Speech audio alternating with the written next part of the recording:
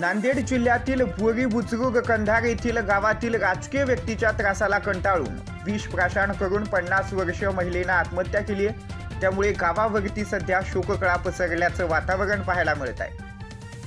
दरम्यान मुख्य आरोपी अजूनही फरार आहे, तर कंधार पोलीस आरोपीच्या शोधात आहे। आरोपींवरती गुन्हे दाखल करण्यात आलेले आहेत, तर मुख्य आरोपी अटक होईपर्यंत मृत महिलेवरती अंत्यसंस्कार करणार नाही अशी भूमिका गावकरी व मृतांच्या नातेवाईकांनी भारत न्यूज मराठीशी बोलताना व्यक्त केली आहे। पाहुयात ते नेमके काय म्हणतात।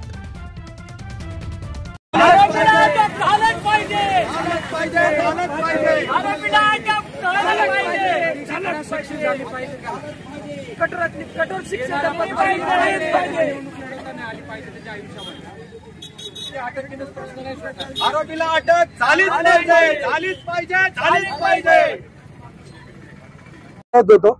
कोणाची भेट नाही झाली, पण एक पोलीस निरीक्षक त्यांनी कोकाटे साहेबांनी सहकार्य करून ऍटलिस्ट ते रजिस्टर करून घेतलंय।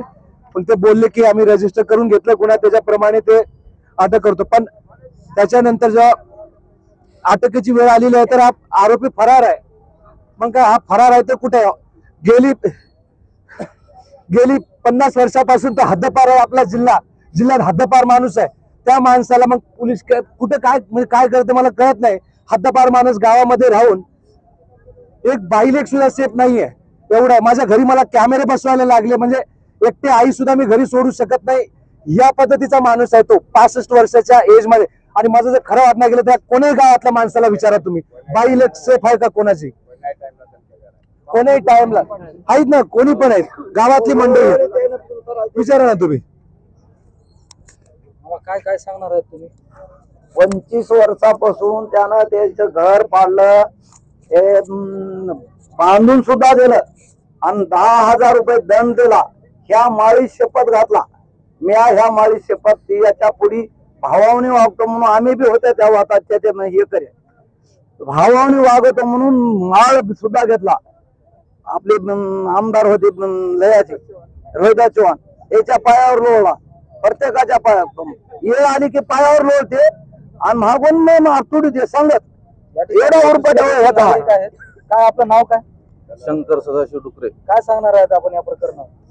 सर, याचा 25 वर्षापासून आम्हाला भरपूर त्रास झालेला आहे, तरी या त्रासाला आम्ही कंटाळून आत्महत्याला पर्वत आमची चुलती तर गेलेलीच आहे, तरी आमची सध्या इच्छा नाही। पण आमची एकच मागणी आहे, त्याला अटक झालीच पाहिजे। आम्हाला एवढीच विनंती आहे,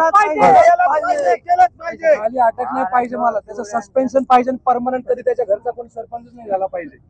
आपण काय सांगणार आहे? मी बोरी बुजुर्गचा रहिवासी आहे। या सरपंचानं एकच नाही तर 10 कुटुंब उद्ध्वस्त केले बोरीचे।